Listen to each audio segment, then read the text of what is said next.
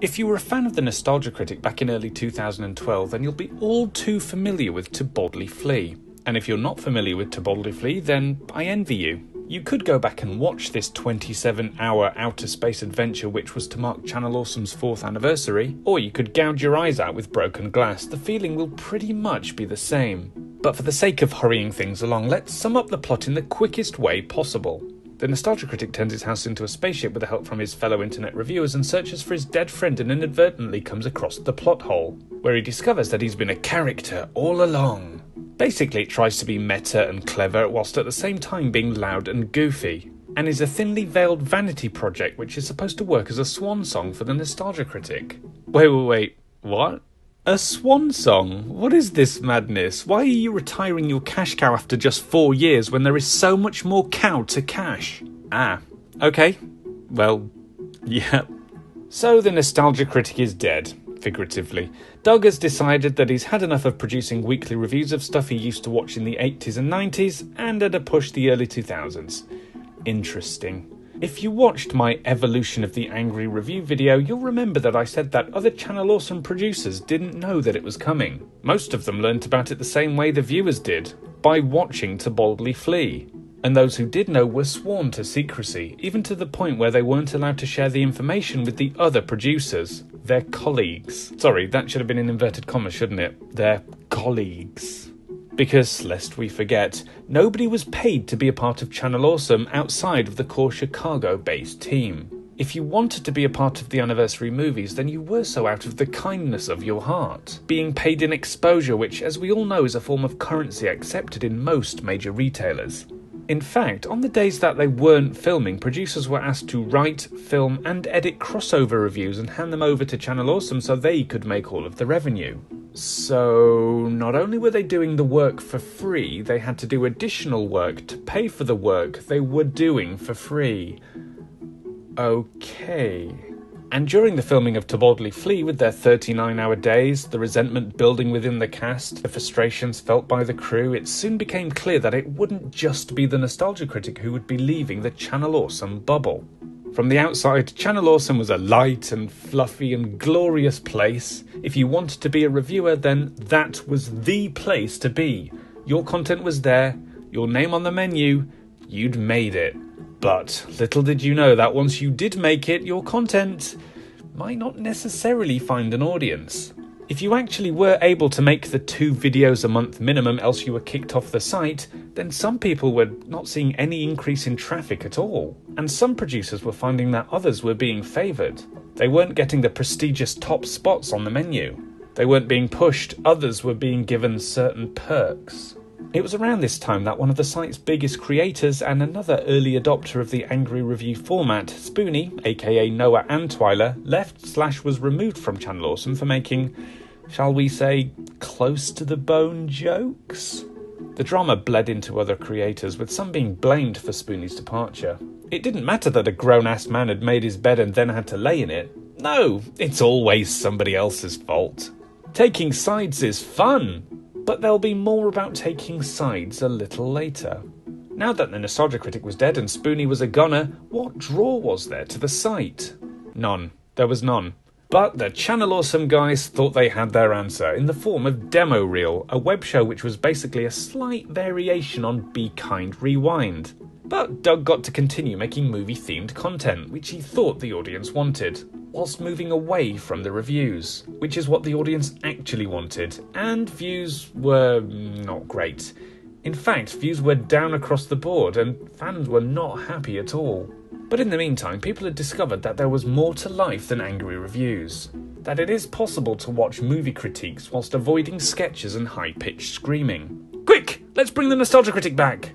Yep, in one of the fastest backtracks ever recorded, didn't make it to 6 episodes before it was canned, suddenly the biggest draw to Channel Awesome has returned, now a bi-weekly show to give Doug time to basically add longer sketches to the Nostalgia Critic episodes. But now it's 2013, more and more reviewers are going to YouTube, doing bigger and better things and exceeding in ways that Doug couldn't.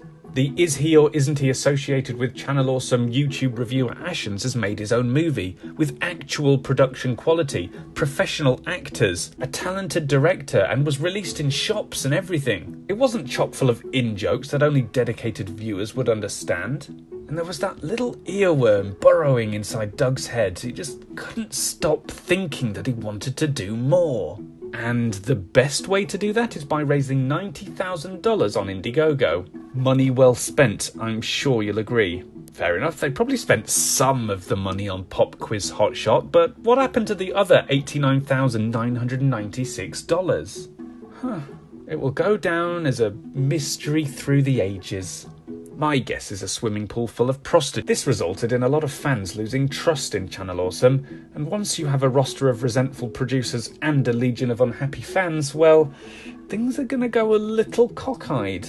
But the Nostalgia Critic soldiered on, creating the same old, but not many episodes of that game show.